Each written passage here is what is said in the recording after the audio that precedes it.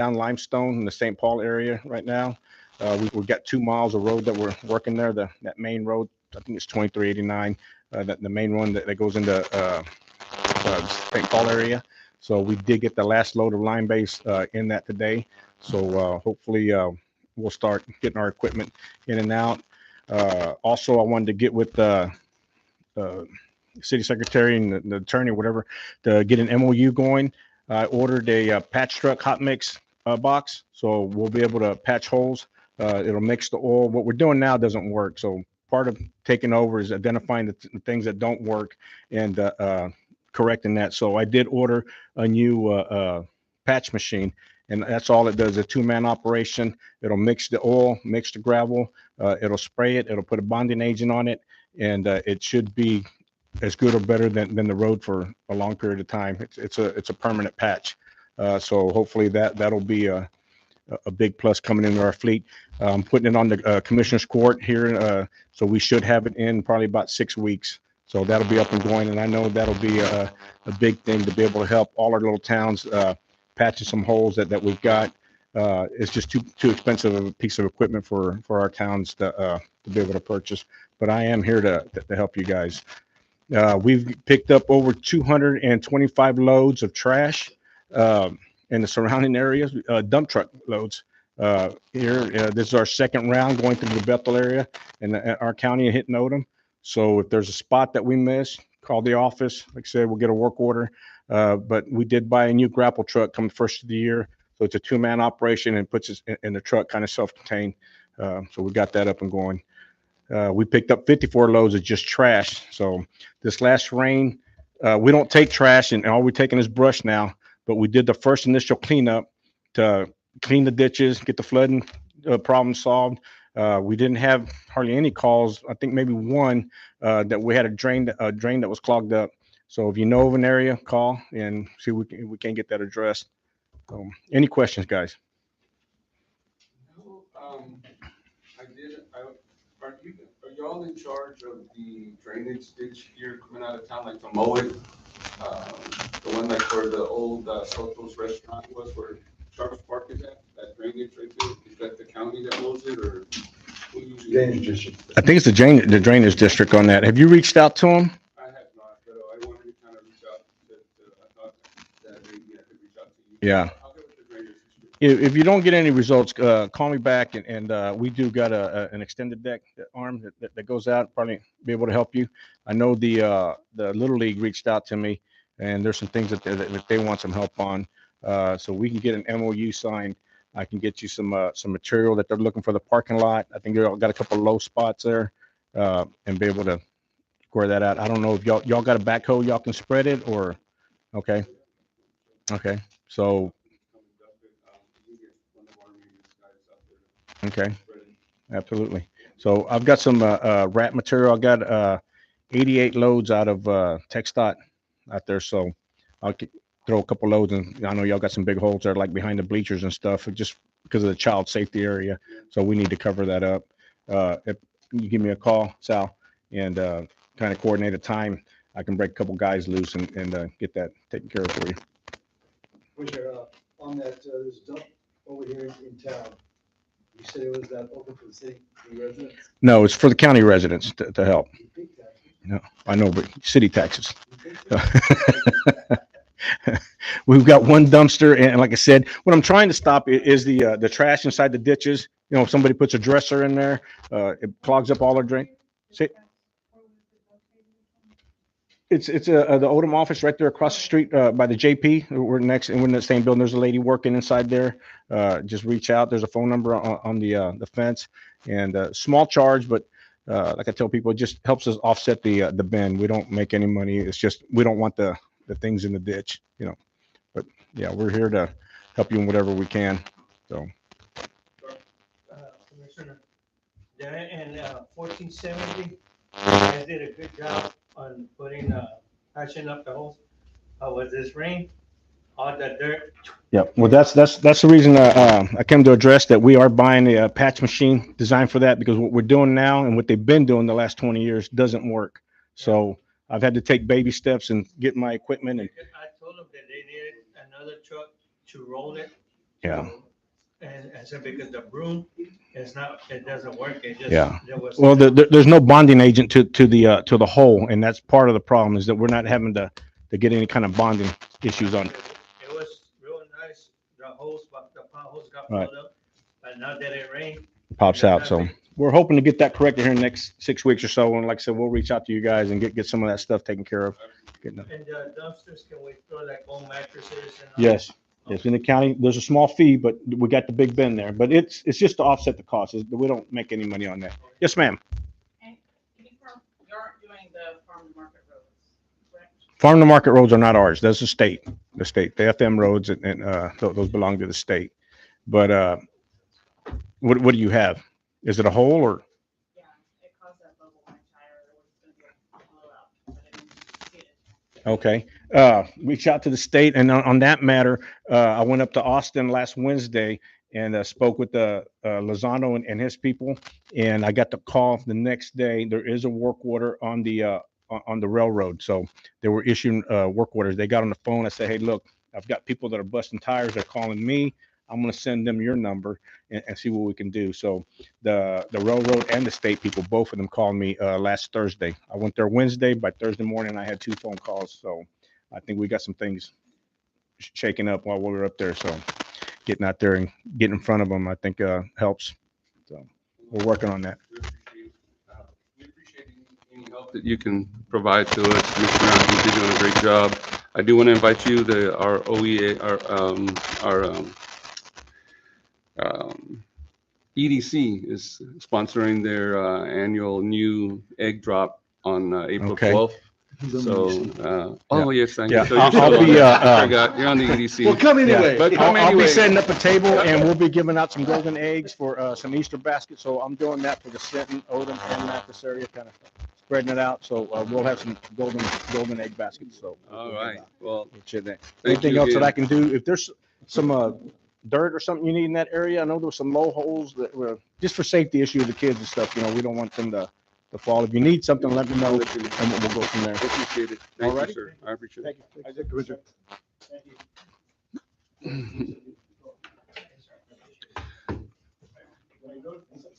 Is Miss Stephanie here? No, I didn't get anything by email either, so I'm not sure. Okay. Chief Beltran is not going to make it today either. He was headed out of town. Is Jerry? Jerry? We're going to skip the judge here. We're going to hold the judge for last. So come on up, Jerry.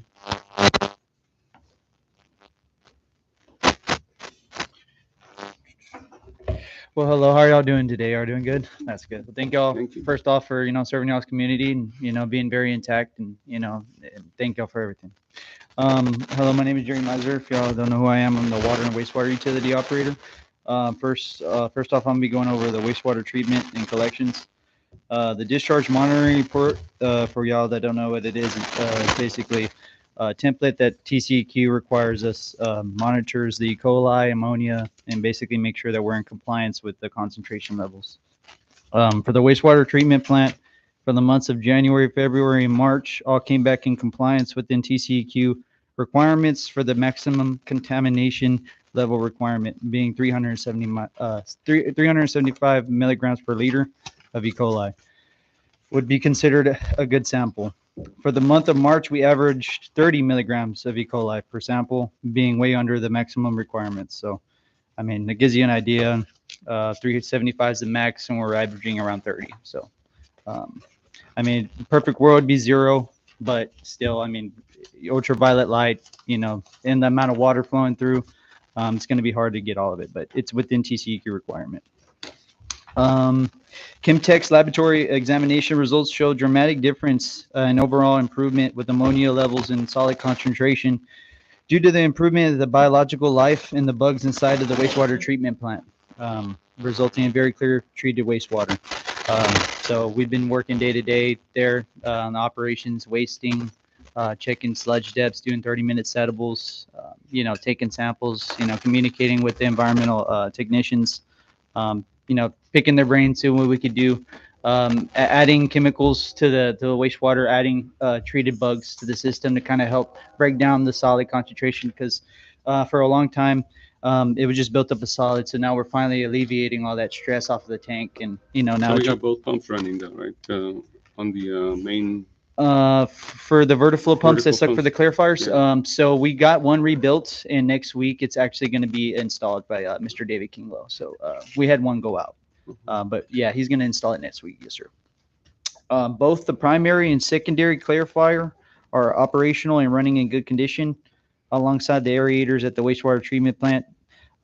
Due to that, ammonia levels have been at its best compared to previous years, stated by the Chemtex laboratory technician. Centrifugal pump that operates clarifier number one, like the mayor was talking about, at the wastewater treatment plant was rebuilt and will be installed by turnaround repair next week. It did indeed go down in the middle of operation, but as soon as we identified the issue due to continuous loss of prime and pressure in the system, we removed the pump and put it out of service, adjusted valves to ensure pump number 3 created proper vacuum underneath the clarifiers, preventing sludge contamination going out into the ecosystem. So those pumps just keep the sludge, basically keep it at a rate where it's sedifying and the water's able to go over the weirs and go out into the ecosystem. And if that process doesn't work, it builds up the solids and that will go into the ecosystem, causing, harmful damage. So, I mean, it's very unfortunate, but, that's why we're here, and we want to make sure to maintain, the integrity of the, estuaries. Lift stations, all lift stations for the city of Odem will now have deodorizing agent to help break down gases. Lift station off of Cook and Bullard, we're looking into upgrading. It's just an old panel.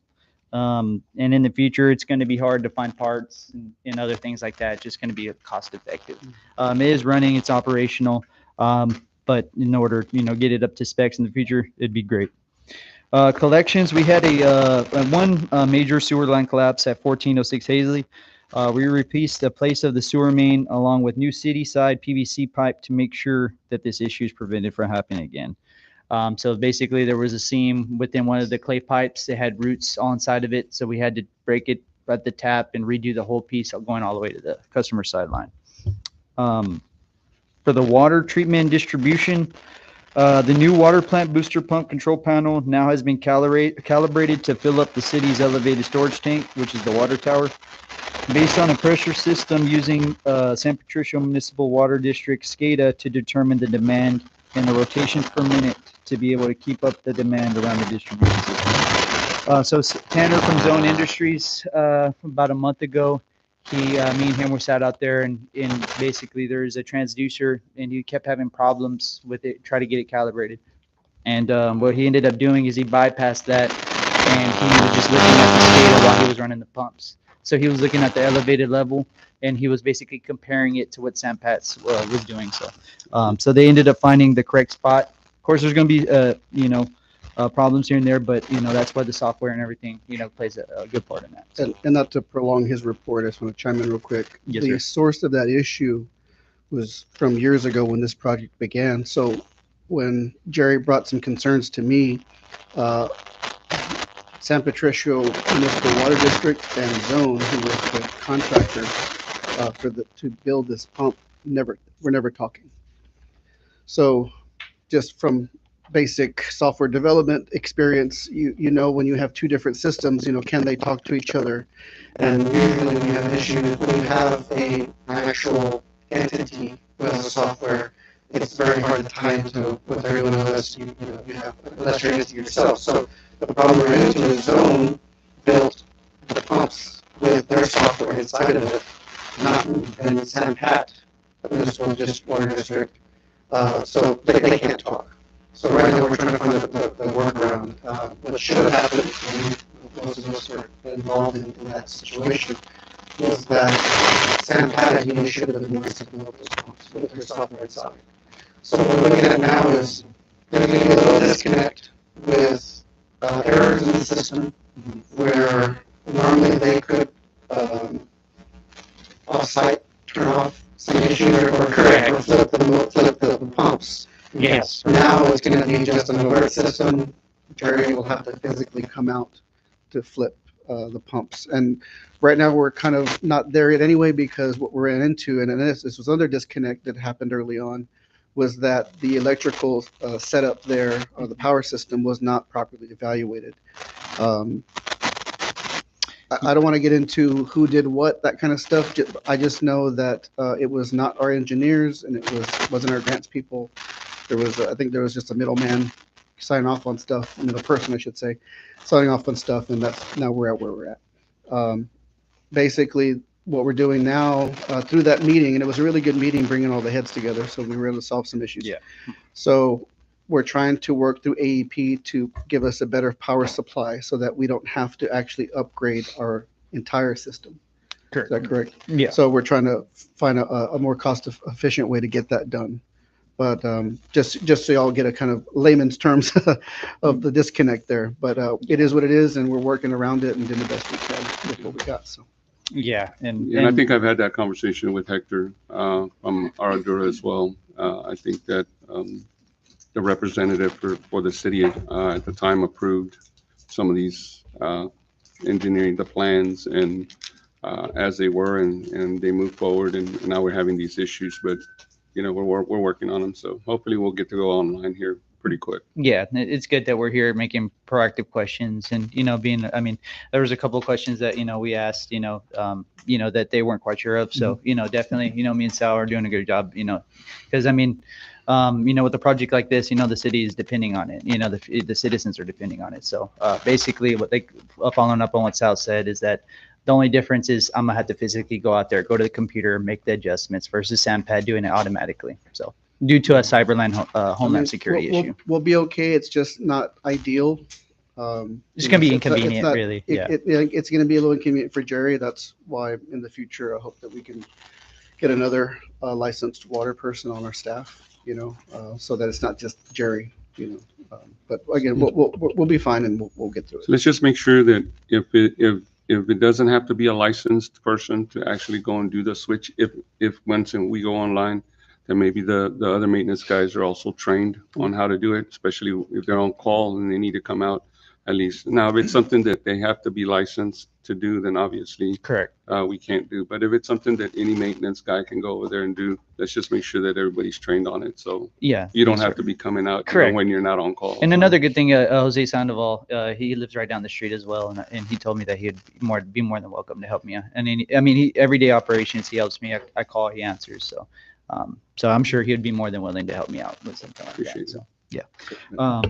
And just one more thing, disinfectant residuals all around the distribution system all came back in compliance with Texas Commission on Environmental Quality Standards, all being over 0.5 milligrams per liter of chlorine disinfectant residual.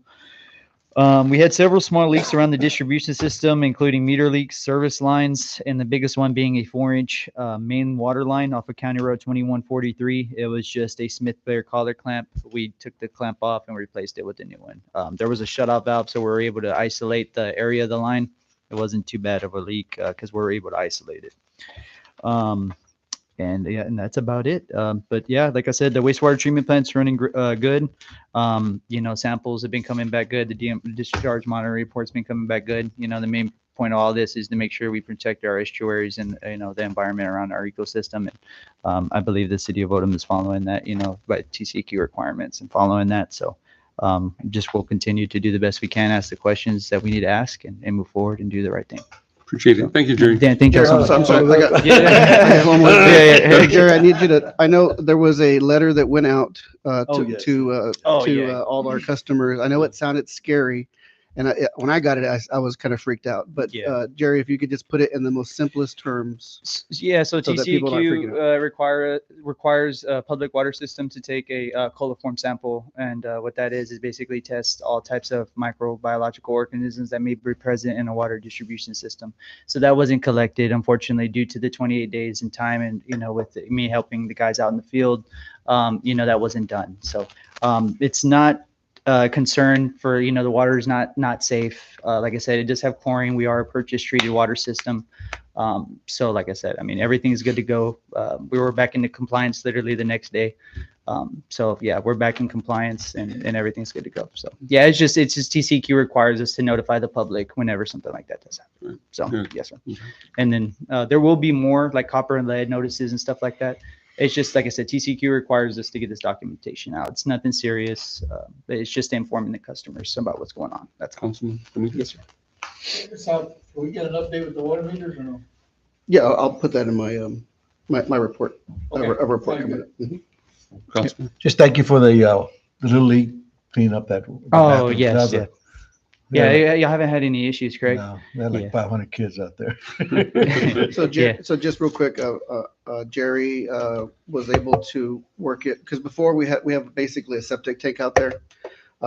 It was hard to get to, especially, when the games are going on, and that's when the backup happens. So Jerry fashioned a PVC pipe where it can be easily accessible, where he can mount up our ditch witch. It's a vacuum truck, a Vacuum hydro truck. excavator. Yeah, it's like a 500-gallon vacuum truck. Yes, Right. yeah. Yeah. So basically, it's not a tripping hazard. It's easy accessible. We can hit it up. I mean, it's going to be probably a really long time before we even look at connecting some sort of real sewer line there. It's just going to would be really expensive. But for the time being, Jerry did a really good job of making sure that we can efficiently take care of that issue. Yeah, and add chlorine and other types of chemicals to make sure that it's not a contaminant to the, groundwater, stuff of that nature. So, all right. Well, thank y'all for Thank you. what y'all do. And Thank you, Drew. thank you. So we're going to move on to our financial report. Ms. Betsy?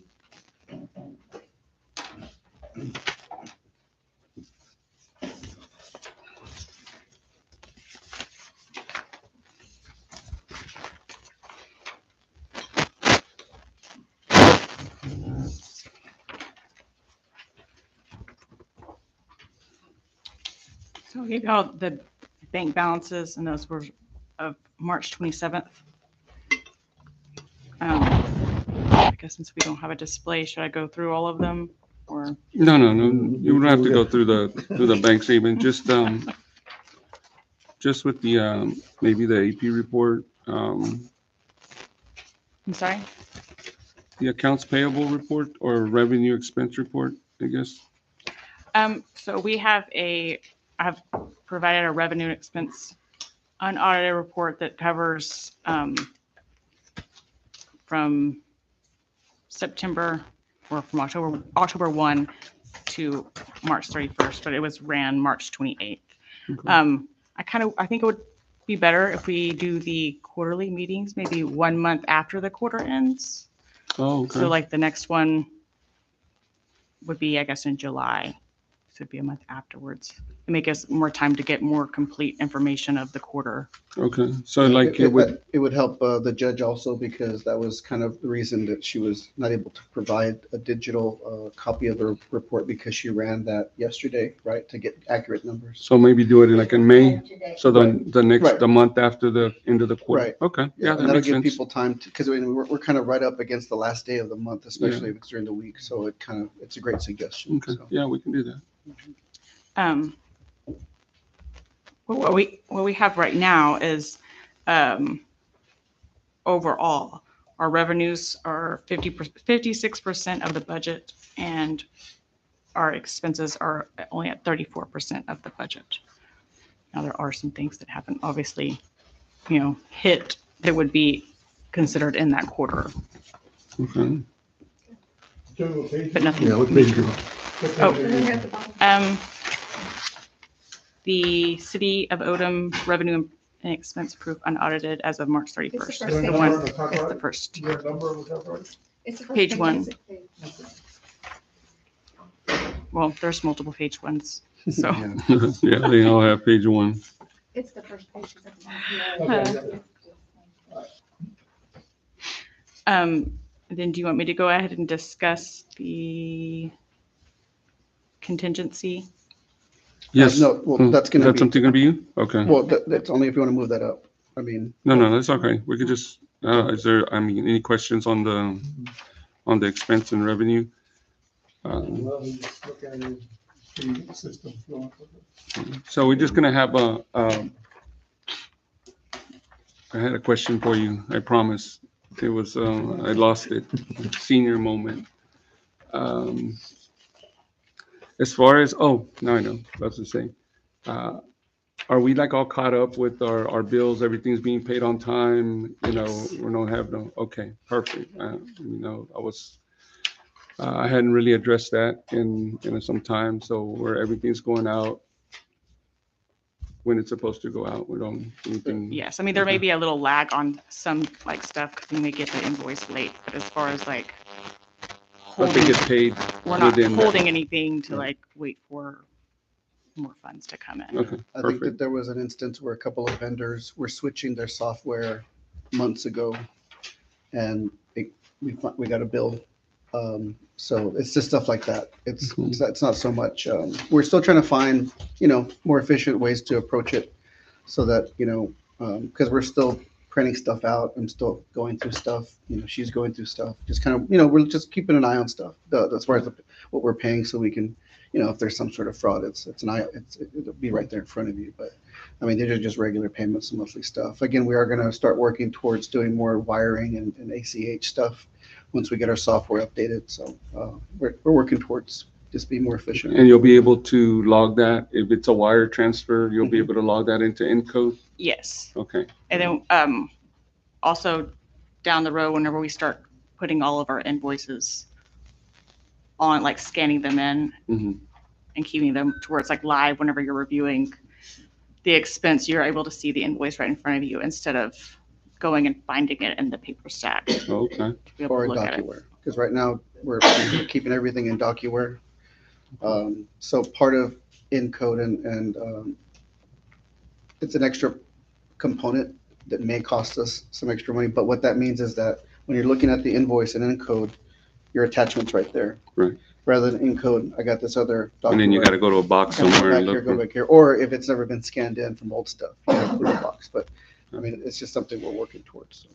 Okay. And so we're still making the checks like for $33 instead of, can we get a credit card to pay all those like small things? We're looking at that too. I mean, what we've been discussing recently since we came back from that public investment training was that, right now, a lot of our stuff, well, our cards are debit, basically. They're Mhm. debit cards, and there's liability for that, of course. So talking to our bank, they said, well, they do credit cards, but it's through a third party. So Betsy's going to be looking into seeing that, well, if we're going to do a third party, we might as well just go out and see what kind of rates we can get on our own I know. for credit card stuff. So Right. there's less liability. So again, just kind of making those strides.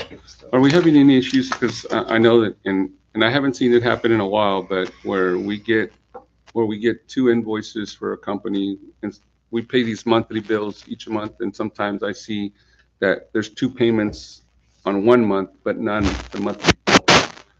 Is that still happening where we're getting invoices or they're not being posted? Or, I mean, if we're paying, I'll just use the water bill each month, if it's posted, if we have two payments in March, but nothing in February, are we having any issues like that still where, Yes, it's how we're putting it in and how the system outputs it.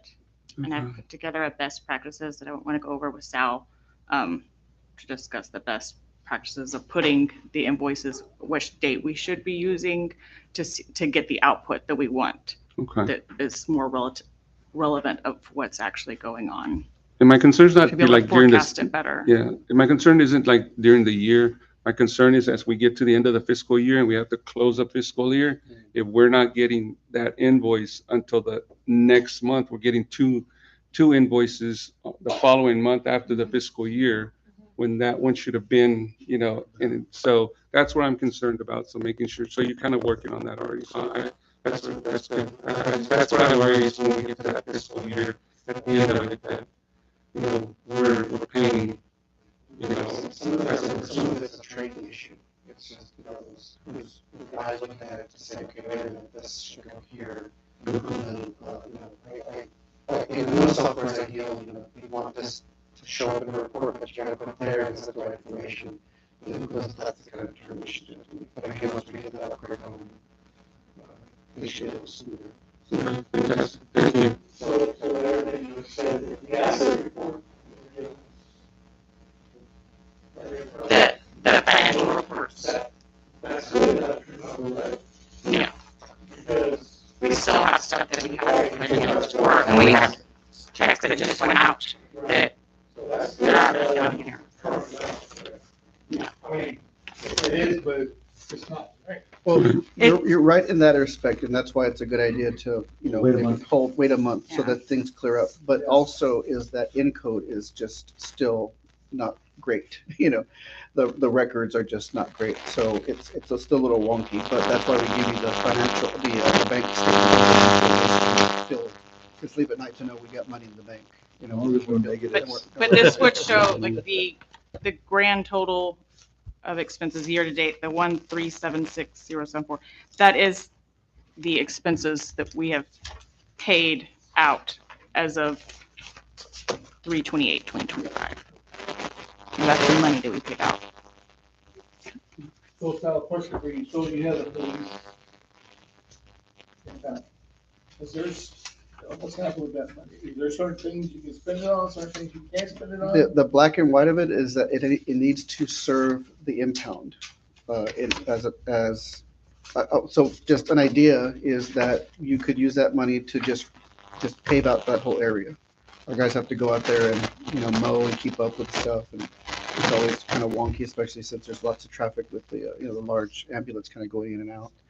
I think, but I think, right, but there was a conversation with Epi about that, and I'm still looking for that document, that if it was, and you correct me if I'm wrong, that if it was never designated by the council of what it was to be used for, then I guess they can designate it. Or, my thing was like, we call it impound, so to me, it's impound funds, but Yeah, because I think in this case, some of those funds were, when you collect them, you were collected as an impound fee, right? So it's been designated as such to where if we use it in any other way, it might become an inappropriate tax on that citizen. So that's what makes it illegal, right? So that's the issue that we got to deal with because we earmarked it especially for as an impound fee, right? So we can't be utilized anywhere, any other way. Okay. So it's that it costs, 30,000, whatever the budget is, to put concrete right there, but I'm just curious if we can just get some really good pavement out there, and just kind of get a nice parking lot out there for the The ambulance still EMS uses it back workers over work there. out there, and they're back and forth.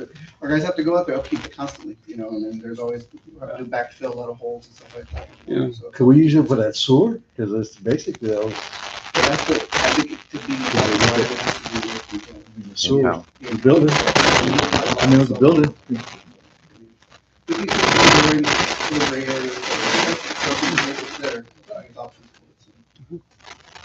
All right. Thank you, ma'am. Thank you. And,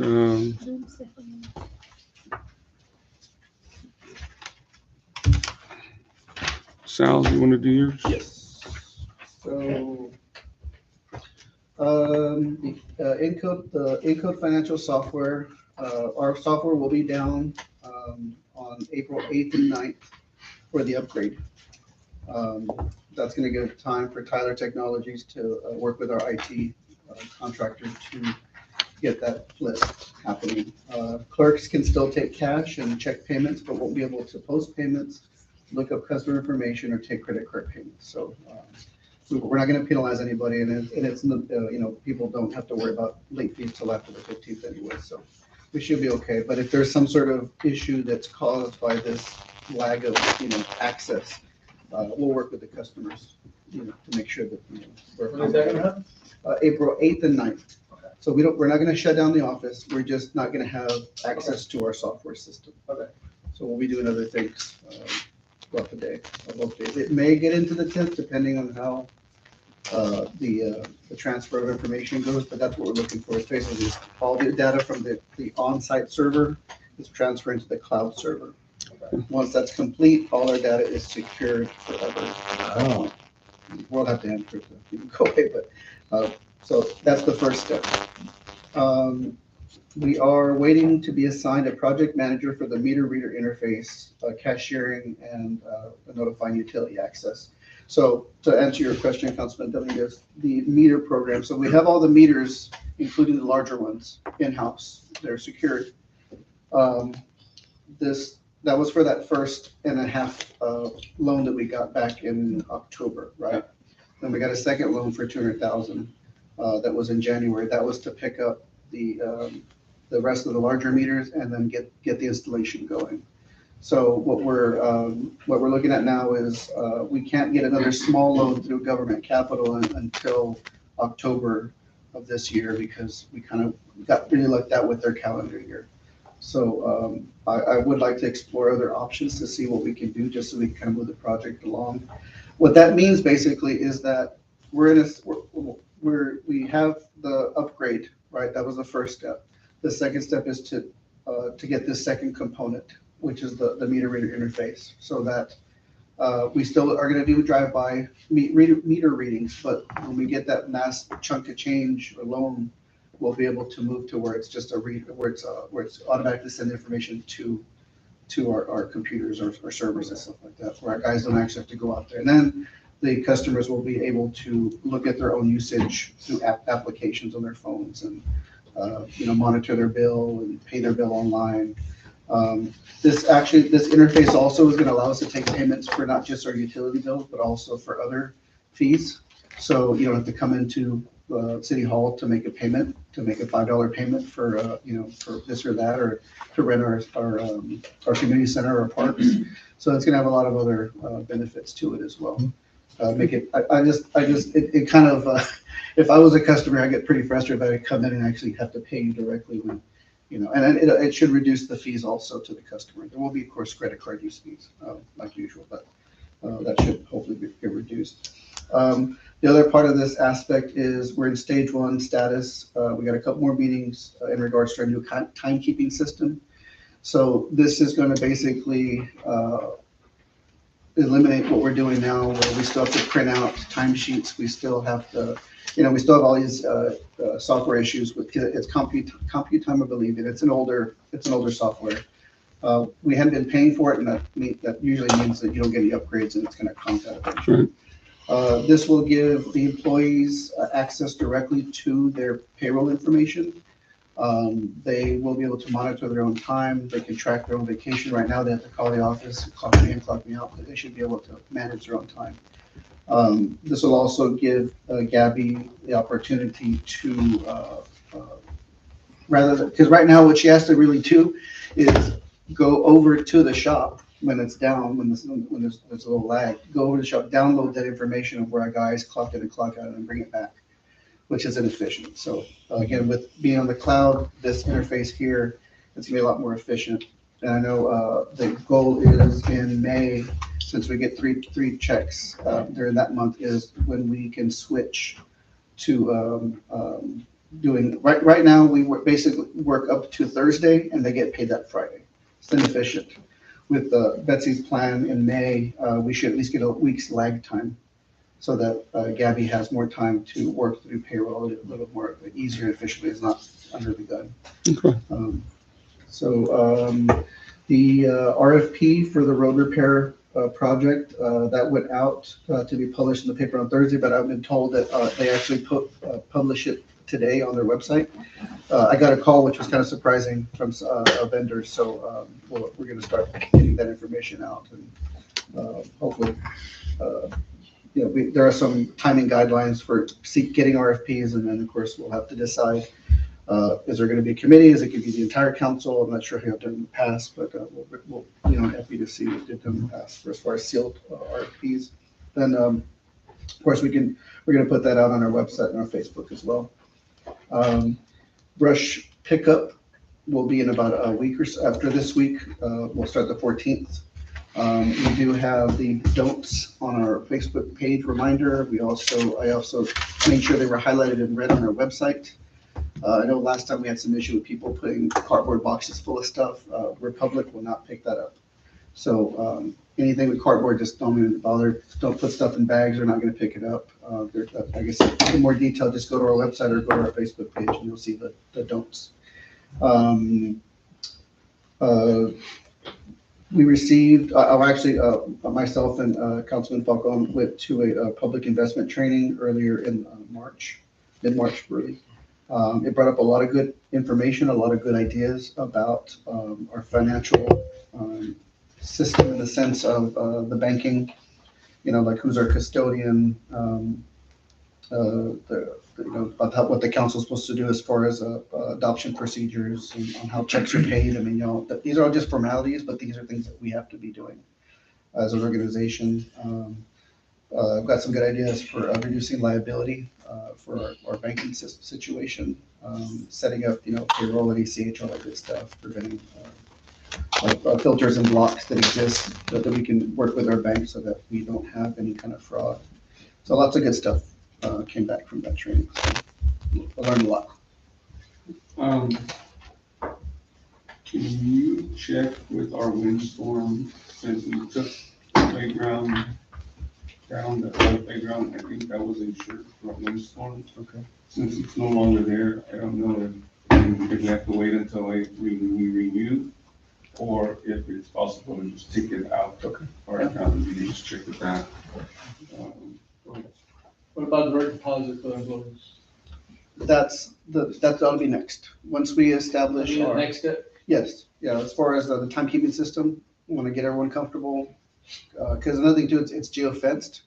So when you get to City Hall, depending on the parameters, they can clock out. Or if the guys are in the field, maybe at the wastewater plant, instead of going to the shop, they can get straight to work over there. And it's monitored. We can always reduce the parameters as well. But anyway, yes, to go into direct deposit, yeah, that's sort of like the final. We're efficient with our payroll system, especially your guys' checks too. I know I joked about using y'all as guinea pigs for direct deposit, but I think it's a straightforward kind of deposit, and you don't have to worry about coming to City Hall pick up your check. So. Anyway. Quick question on that, since you brought up the check. The last time we spoke, and Ms. Betsy maybe would answer this, the city council's stipend that we receive. I know that we've been doing it as a 1099 in the past. It's my understanding from meeting with you that it's gonna have to be to do it the correct way in W-2 with taking out the taxes and explain that to me. We're keeping out, that's the way to do it, but that may be covering it broadly, and it may be something that needs to be set down with EPI and maybe some other people on how it should be. If it gets into liability concerns. The thing is, we don't control y'all as. So. You don't need all. So they're like Other cities. contractors. Yeah, where other cities, that maybe that more applies to, they're meeting more Everybody's often. contractor always gets a 10. What it is. yeah, and then They another. have, I guess, different rules for elected officials that are. I think what also contributes to that is that we should be collecting receipts from for per diems and stuff like that. I would like to move to a travel policy that's more succinct with, we reimburse you after the fact. You show us your receipts. So if you spent, let's just say you're supposed to be capped out at 68, you spent 48, we're going to give you 48. I think when you don't have that sort of backup, and I think that contributed a little bit to looking like you had income when you didn't, when we gave you per diem or travel money.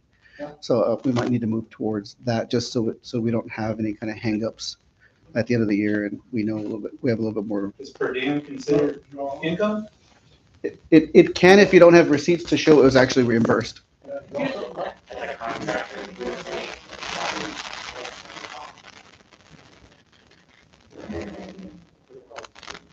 Right, yeah. But if we gave you checks just to say, hey, here's for your food, and there was no receipt to back up, and there was some sort of audit, so this is income, it's not reimbursed, how do you prove it?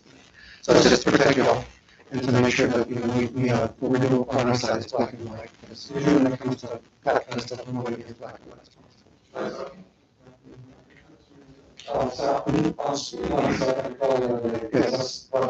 So, with the RFP going on, the plan is to do that day this week or this week. I've been trying to get out and physically get a visual on some of the roads.